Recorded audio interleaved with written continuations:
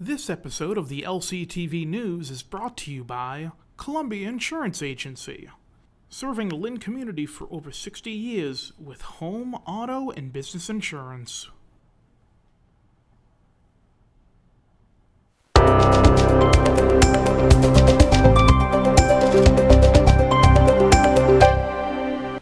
Hello and welcome to the LCTV News. I'm Mukala Kabongo. In this edition of the LCTV News, voter registration deadline, Navigators add local talent, West Lynn Pop Warner receives citation, Bangladesh Festival, sit down with the Phoenix School, and more. The North Shore Navigators have added two new players to their 2020 roster. Pitcher Cedric Gillette and outfielder and catcher Thomas Crowley from Merrimack College will both be joining the Navigators team this season. The announcement came this week by General Manager Derek January. Crowley, a native of Dracut, will join the team after completion of his junior season. Last season for Merrimack College, Crowley hit .275 and scored 18 runs to go along with his 10 stolen bases. Crowley started all but 3 games for Merrimack College. Gillette, a native of Andover, played in 13 games for the Navigators in 2019. He struck out 33 batters and posted a 2.09 ERA. The Navs are hoping to get big contributions from their new additions. 2020 is an election year and the deadline for voter registration is slowly approaching. February 12th is the last day for residents to register to vote or change their affiliated party before the 2020 presidential primary on March 3rd. Any unenrolled voter may vote in a state primary or a presidential primary. When it's time to vote, you will be required to choose either a Democratic, Green Rainbow, Libertarian, or Republican ballot. Any resident who has yet to register to vote can visit the elections office in City Hall for voter registration. During last week's Lynn School Committee meeting, a vote was put forth to help cut down the number of absence from female students due to having their periods. The committee unanimously approved a motion to have feminine hygiene products available in all the Lynn schools. By next year, female students will have access to tampons and pads in the school bathroom. According to the city's inspectional department, about 70 dispensers will be needed in the district, as well as 500 count box of tampons and 250 count box of maxi pads. With the upcoming holiday weekend, trash pickup will be delayed by a day. Please check with the Lynn DPW for more information on trash pickup for your street and any other street. Now time for the police update. Thursday afternoon, a 2-car accident caused traffic issues on Chestnut Street. Around 1 p.m., a tractor-trailer collided with a Honda CR-V on the intersection of Chestnut and Western Ave. The front of the Honda was severely damaged. No one was severely hurt in this accident, but the driver of the Honda suffered minor injuries. LCTV was on location at Breed Middle School for the Bangladesh New Year celebration. Here is more from this special event. Keep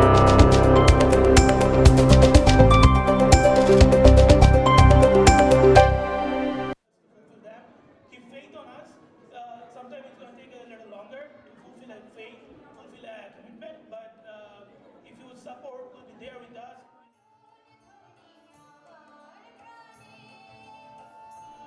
Hi everyone, my name is Saban Sakib and I'm here at the Breed School to celebrating the New Year 2020 and our culture in America here, and we are showing our culture program and everything here to show our culture and all what we do in Bangladesh.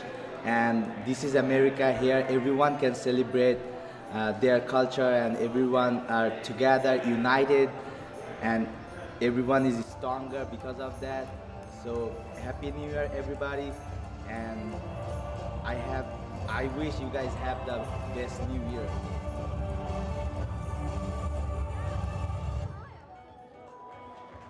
Hi guys, my name is Sabir Sakib. We are celebrating our New Year in Brady School. We are happy to here today and enjoy it. Happy New Year everybody. Cheers.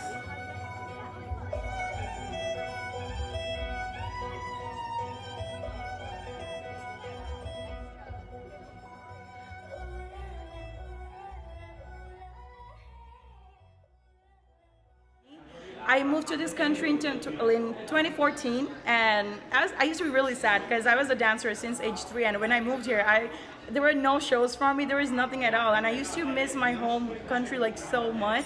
But when I started working here in Bain, I got the first show for December 16, and that's when I got to meet all of them, and that's where our journey actually started. So the main thing, like the main kind of dances we do in Tamruchura is Bengali traditional dances. It includes folk dance and also classical dances too. And I also started teaching contemporary dance as well, and they're some of my first few students, and hopefully we're gonna spread the word for Tamruchura like all over New England area. I hope so.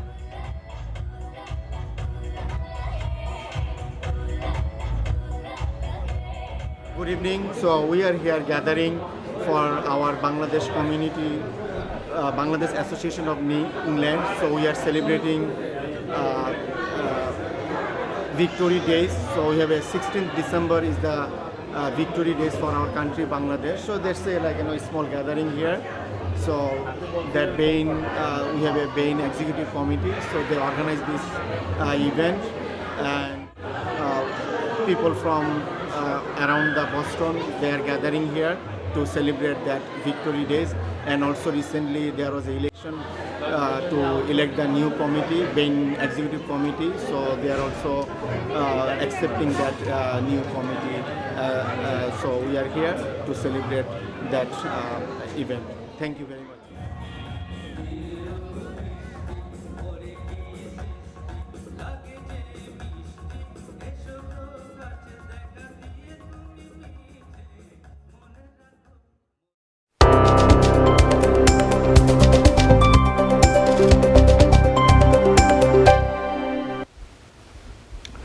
The West Lynn cheerleading team were honored with a citation from the City Council on their 2019 cheerleading championship.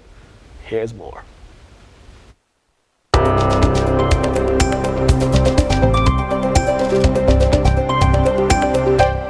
We are live with the 2019 West Lynn Pop Warner cheerleading champions. Nationally ranked #1 in the whole country and celebrated down in Orlando and brought back the trophy. So we really appreciate all your good hard work, ladies.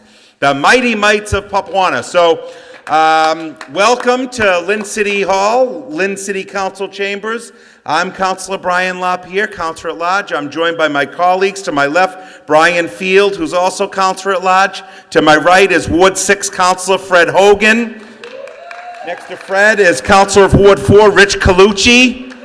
Next to Rich is Councilor of Ward 7, Jay Walsh. And right in front here to my right is Councilor at Large Hong Net. So we're honored that you could find a little time in your busy schedules when you're not riding Flight of Passage and Smuggler's Run to join us this evening and celebrate your hard-earned victory in representing the city of Lynn in such great fashion. 1, 2, 3, West Lynn! I think Buzzy heard that, right? Buzzy even heard that. R-E-W-L, finish it up, P-W. R-E-W-L, finish it up, P-W. R-E-W-L, finish it up, P-W. Can't hear you. R-E-W-L, finish it up, P-W.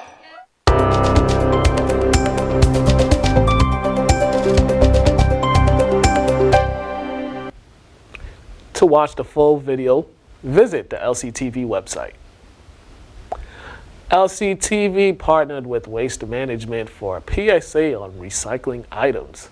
Here's the Waste Management PSA.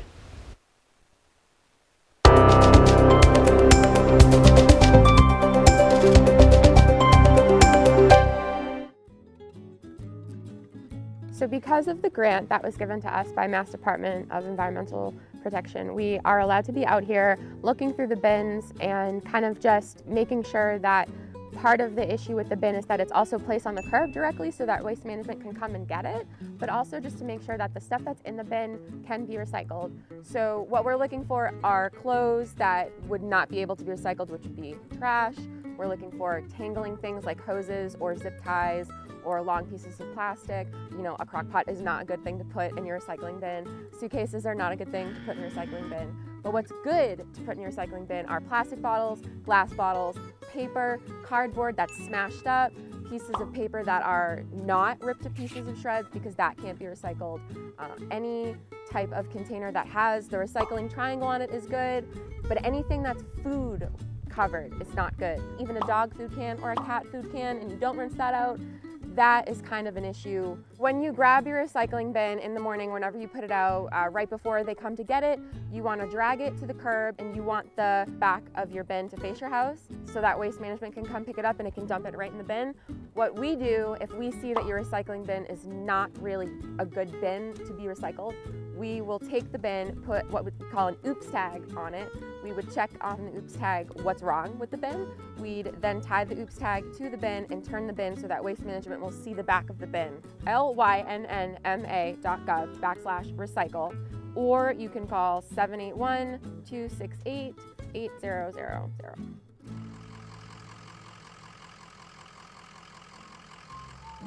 Here at the Billerica Recycling Facility, we manage all recyclable materials. So the material is typically delivered in a truck that has collected, it dumps on the tip floor, and then that material goes through a very complicated processing facility process where we separate out any non-recyclables from recyclables. Some of the things that we see common, what we call contaminants in the recycling stream, are plastic bags, plastic film, food waste. When we get materials that shouldn't be in the recycling stream, it can cause major damage to the equipment in the facility, and it can be detrimental to the worker safety at the facility, which is really important to us. When you bring material into this facility that doesn't have any value, there's a cost to separate it. If a community consistently generates material that have high levels of contamination, they can face charges that they did not anticipate for the handling, the separation, and the disposal of the contaminated materials. This is really a call to action for all communities to educate the public on what's proper to recycle and what isn't. We would just ask people to follow some simple rules, to recycle all recycled materials, but to keep it clean and dry, paper, cardboard, cans, bottles, and glass, and leave out all the other contamination items so that you have a good, clean stream and a successful recycling program.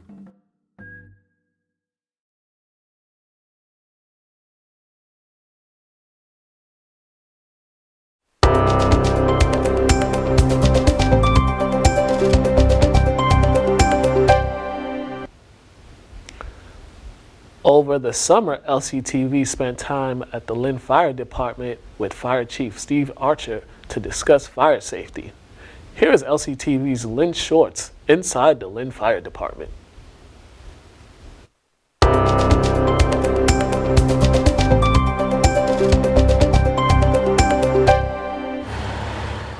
The Lynn Fire Department headquarters, located on Western Ave, is one of 6 active fire stations in the city of Lynn. I've been on the job about 26 years now. Fire Chief Stephen Archer oversees the city of Lynn's fire department. It's a wide-ranging responsibilities as far as running the fire department and the administration of the fire department. It involves obviously a lot of manpower issues, involves budgeting, working with City Hall and working with other departments, and so it's very, very wide-ranging, the role and job of running the fire department. Right now we have 6 active stations that we respawn from, as well as 2 other stations that we use as offices and storage equipment. But there are 6 active stations. We run 6 engine companies and 3 ladder companies, a line complement of 182 personnel, as well as office personnel and fire alarm. It's always a good practice for a chief to be as visible as he can within the department on a regular basis. The day-to-day operations of the firefighters vary. In his 26 years of service, Chief Archer has seen many changes in how fires are handled. By continually doing training drills with his staff, they will be better equipped to handle any situations they come across. Every day is different, and that's what's so great about this job. Is what firefighters love about the job is that you come to work on a daily basis and you just never know what you're going to be confronted with on that day, and that's what makes it interesting, what makes it great.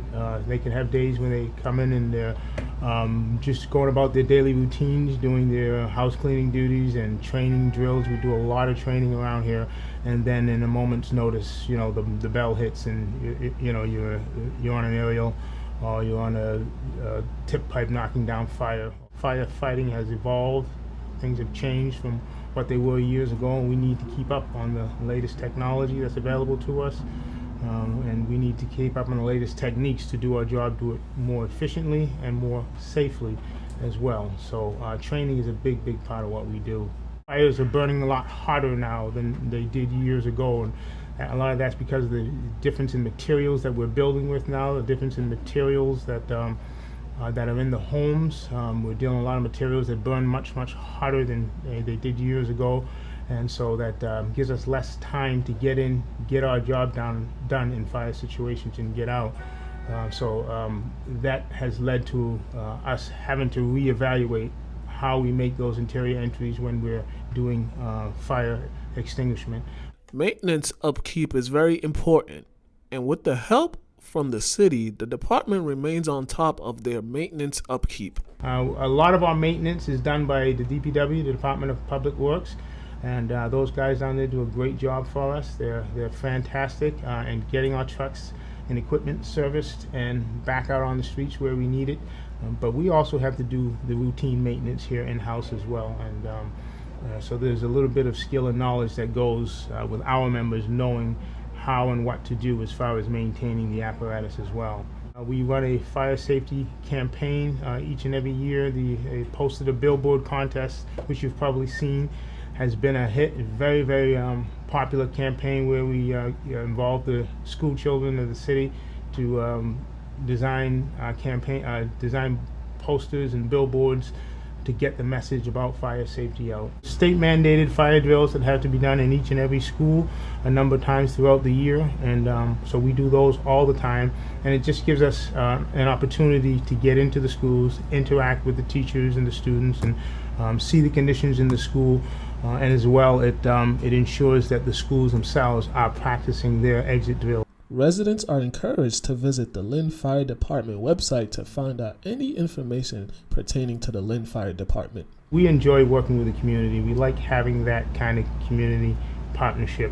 We know it makes our job easier, it makes us more effective, and it helps us to work with the community, and it brings positive results.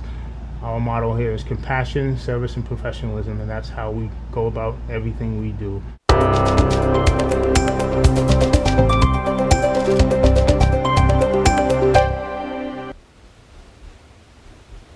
Now time for the sports update.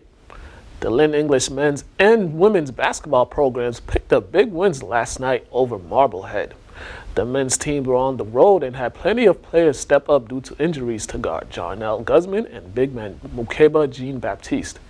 Aaron Vizcaino and Jack Rodriguez led the way in the Bulldogs' 80-61 victory.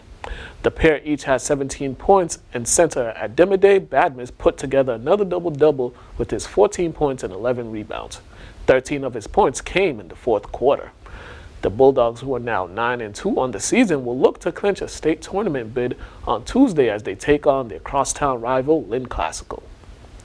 For the Lady Bulldogs, it came down to clutch shots down the stretch in their 52-44 victory over Marblehead at Paul F. Kavanaugh Fieldhouse.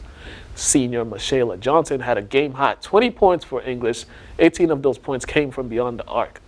The Lady Bulldogs used strong defense in the second half to help sustain their lead. The closest the Magicians came was being down 33-30. English used a 7-2 run to stretch the lead to 8 and hit timely shots down the stretch to stop any comeback effort. English, now 8-1 on the season, will have a few days off before they host Lynn Classical on Tuesday. The Lynn Classical Rams improved to 7-3 on the season after their 69-48 victory over Winthrop Tuesday night. The Rams were led by Jeff Barbosa, who led all scorers with 20 points. Jaden Thornton and Jeffrey Hill added 12 points for Classical, who are 3 wins away from clinching a state tournament berth. They will look to go 8-3 tonight as they go on the road to take on Peabody. Tip-off is at 7 p.m. The St. Mary's Spartans dropped their first game of the season to Lowell Catholic 63-65 Monday night. In a tightly contested game, Lowell Catholic used an 8-0 run to turn a 52-52 tie into a 58-52 lead late in the fourth quarter. The Spartans would rally behind Joey Abet Walsh. After Lowell Catholic's Isaiah Taylor missed the front end of a 1-and-1, Abet Walsh on the ensuing possession drained a three with 23 seconds remaining in the game to tie it up at 63. Isaiah Taylor would have the final answer as he drained a floater with two defenders draped on him to give the Crusaders the 2-point lead with 2 seconds remaining in the game. Sammy Baptiste would miss the potential game-winning three for the Spartans. St. Mary's, now 9-1 on the season, will take on Malden Catholic tonight in Malden. Tip-off is at 7 p.m. The streaking Lady Spartans have now won 12 consecutive games and have clinched their bid for the state tournament after their 74-44 victory over Austin Prep. The Lady Spartans had a well-balanced attack as 3 starters scored in double figures. Mary Bergdorf led St. Mary's with 26 points, Nicolette Ditria added 14 points, and Gabby Torres had 13 points for the Lady Spartans. The Spartans, now 12-1 on the season, are in South Carolina for 5 days as they prepare to play a pair of games against Hilton Head High and Bluffton High. It was a tough outing for the Tech Tigers boys basketball team against Chelsea. The Tigers fell 74-48 and are now 2-6 on the season. The lone bright spot for the Tigers was Carlos Mateo and Makai Cronin, each securing a double-double for the game. Mateo poured in 20 points and grabbed 10 rebounds, while Cronin added 13 points and 10 rebounds. The Tigers look to bounce back tonight as they take on Shawsheen. Tip-off is at 5:30. The Boston Celtics have now lost 2 in a row after their 123-128 loss to the Milwaukee Bucks last night.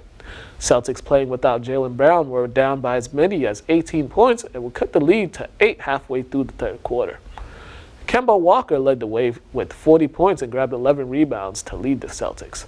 The Bucks were led by Giannis Antetokounmpo's 32 points and 17 rebounds. Milwaukee, the top seed in the East, are now 37-6 on the season, and the Celtics are 27-11 and will look to bounce back Saturday night against the Suns.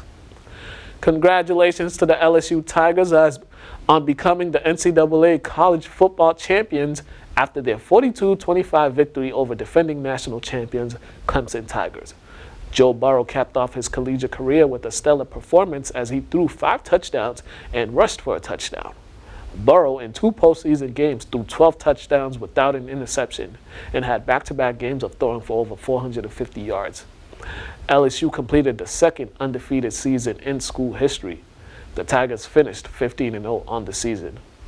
It was a night to forget for Clemson's all-world quarterback Trevor Lawrence, as LSU's defense kept him contained throughout the second half after Clemson built a 17-7 lead. LSU receiver Jamar Chase was a tough matchup for the Clemson's defense as he caught 9 passes for 220 yards and 2 touchdowns.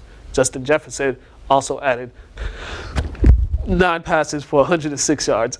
Championship Sunday is here in the NFL as the Final 4 teams are set to battle for a chance to clinch a Super Bowl berth. In the AFC, the Titans and Chiefs will go at it at Arrowhead Stadium, where the Titans are looking to All-Pro back Derrick Henry to carry them to the big game. Henry is coming off another big game this postseason as he rushed for 195 yards on 30 carries in the 28-12 victory over the top-seeded Baltimore Ravens. The Titans are looking to make their first Super Bowl appearance in about 20 years. Their last appearance in the Super Bowl was during the 1999 season when they would lose to the St. Louis Rams. The Chiefs came back from a 21-point deficit to defeat the Houston Texans 51-31. Patrick Mahomes threw 5 touchdown passes in the game, 4 of them coming in the second quarter.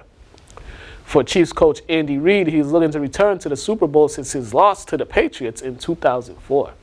If the Chiefs win this game, Reid will join the likes of Bill Parcells, Dick Vermeil, and Mike Holmgren as coaches who have led 2 different franchises to the Super Bowl. Kickoff for the game is at 3:05 p.m. In the NFC, the San Francisco 49ers returned to the NFC Championship game for the first time in 7 years. The 49ers used their ground game and strong defense to keep the Minnesota Vikings at bay. San Francisco rushed for a total of 186 yards, led by Tevin Coleman's 105 yards on 22 carries. Facing off against the 49ers is the Green Bay Packers, who rode the arm of Aaron Rodgers in their 28-23 victory over the Seattle Seahawks. Rodgers threw for 243 yards and added 2 touchdowns, including 2 key third-down conversions to Devontae Adams and Jimmy Graham in the fourth quarter to seal the victory. The Packers will be playing in their 4th NFC Championship game under Aaron Rodgers and are looking to go back to the Super Bowl after a 10-year hiatus from the big game. Kickoff is at 6:40 p.m. on Sunday. On this week's Lowdown, we sat down with students from the Phoenix School about their e-waste drive. Here's this week's Lowdown.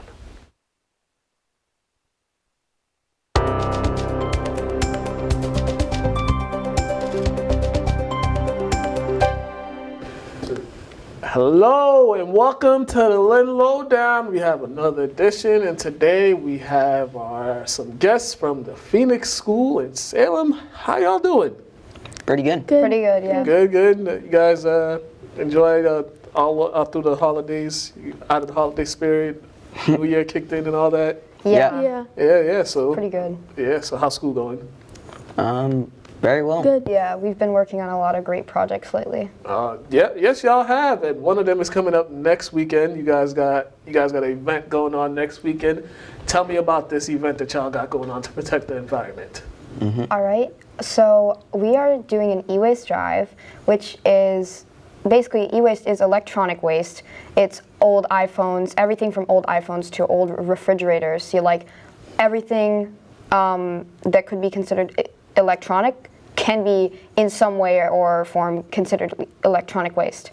And we've partnered with Green Network Exchange, which is a large e-waste disposal company in the area, in order to bring an e-waste drive event where people can bring their old electronics and give them away to be disposed of safely. It's a super cheap event, so the only money that I think we'll be paying if you're disposing of something is to get rid of hard drives, to get the hard drives destroyed, and it's just a really amazing event, and I really think that it's going to help to educate the community. So we're really excited, and we've put a lot of work into bringing this to the Essex County. So tell me, what got you guys involved in this? What got you guys to get with the idea that maybe we should do something like this to help the environment? What started that? So we were doing a project with one of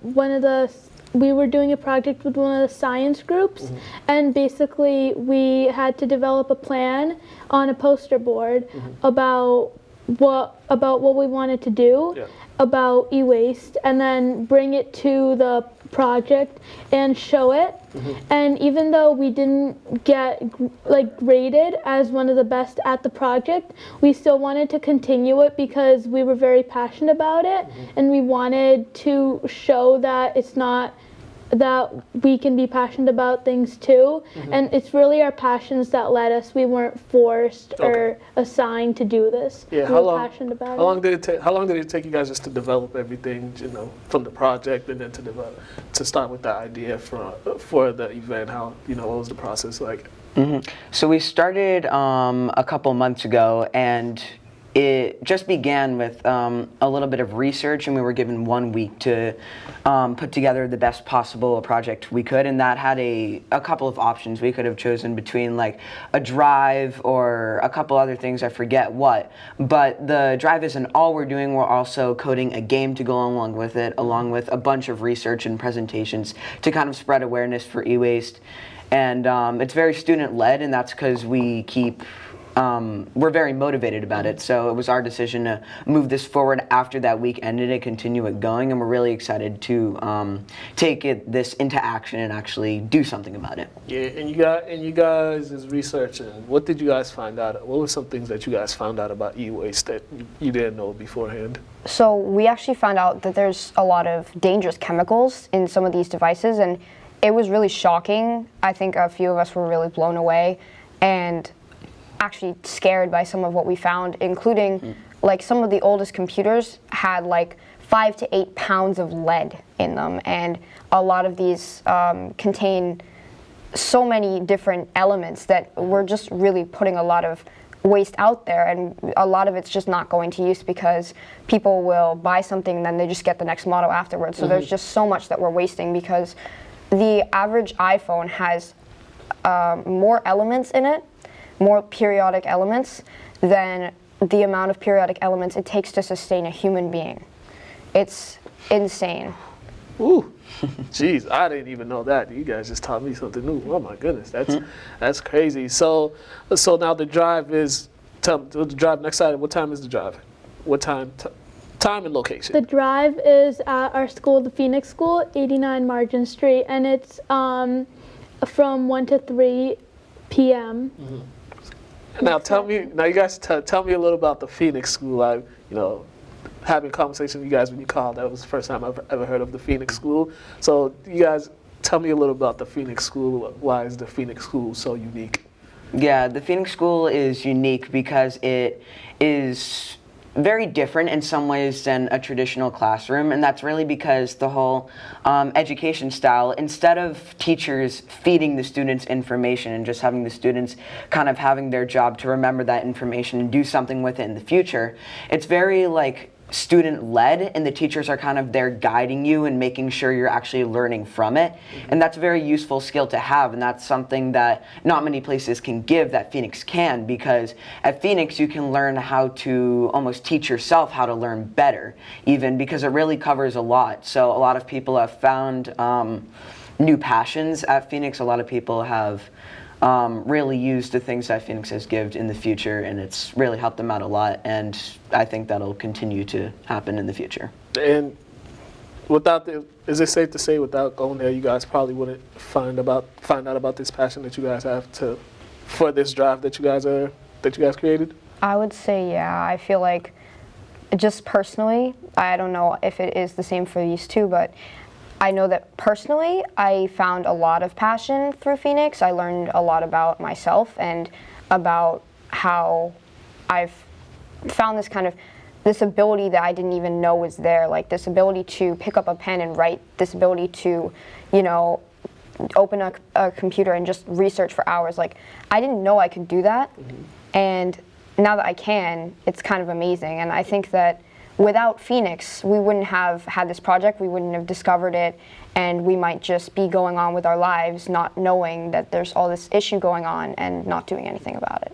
So I'm very grateful. For yourself? Yeah, and in Phoenix, it gives you the power to want to learn more about what you're passionate about, and it kind of becomes something that you want to do. And I think that for me, that's a big thing, because sometimes it's better if I learn about something that I'm interested about versus something that I'm forced to learn. All right, now with addition to this drive that you guys got going on, what are the future projects that you guys are hoping to get underway after this event next week?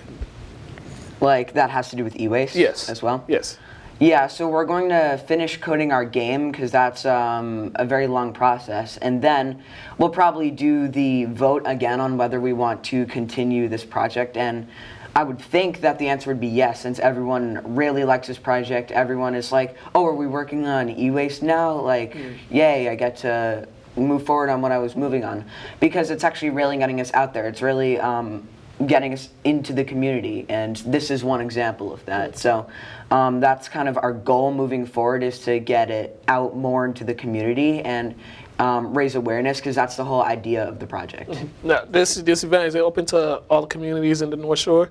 Anywhere. Anybody, anywhere. Okay, and once again, tell them time, place, location. Okay, so the e-waste drive is at the Phoenix School, 89 Margin Street, Salem, Massachusetts, 1 to 3 p.m. Saturday, January 25th. And lastly, proceeds and benefits, what are those go towards too? So proceeds and benefits, we're not charging for anything except for the destroying the hard drives, and that would go to Green Network Exchange, GNE, which is our partner in this. And that's only for, that just goes toward them. It's just funds from them working. But otherwise, the drive is free, and it is the only benefit that we get from this really is the fact that we get to see the changes that we're making in the world, and personally that's definitely enough for me. Yeah, that's definitely a good thing, because you guys do this now. More people like myself will know more about e-waste than just the benefits of, you know, disposing certain items. But hey, you guys are doing a great job, and yeah, just one more time, tell them for more information they should go where. The drive is happening at the Phoenix School on Saturday, the 25th, from 1 to 3 p.m. And for more information, you should check out our Facebook page that we've dedicated toward e-waste, and it's called the Phoenix E-Waste Warriors, and we have a post coming out soon, maybe today even, that will tell you more about our drive and give you a little more information. All right. Thank you all for coming. Appreciate this conversation. You guys are great, and you know, we might pop up in there. We'll see if LCTV could pop up and show you guys some love. But thank you guys. Continue the great work, and you know, come back anytime. We're here. We're not going anywhere. All right. You guys been watching the Lynn Lowdown. We are out of here. Have a great day, ladies and gentlemen.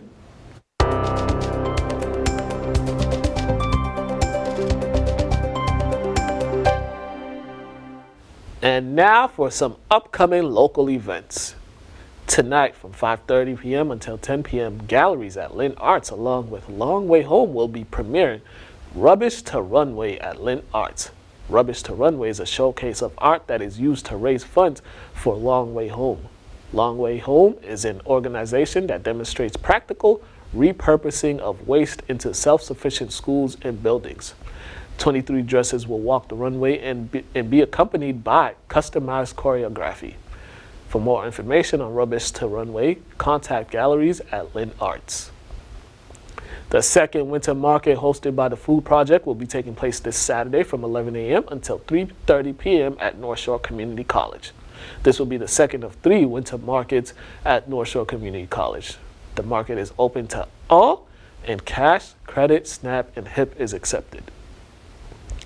On Monday, the annual Martin Luther King Jr. Day of Service will be going on throughout the city of Lynn from 9 a.m. until 2:30 p.m. To sign up as a volunteer, visit the LCTV website, click on the community calendar, and go to MLK Day of Service event. Also on Monday, January 20th, the annual Martin Luther King Jr. Breakfast will take place at the Knights of Columbus from 8 a.m. until 11 a.m. Breakfast will be served at 8, and the program is set to start at 9 a.m. During the ceremony, a scholarship will be given to a student in the Lynn Public Schools, as well as performances and speeches highlighting Martin Luther King Jr.'s work on providing justice for all.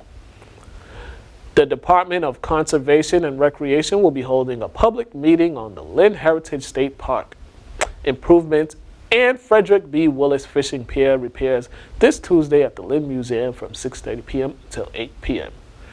During the public meeting, DCR will be providing updates. That was a little too fast.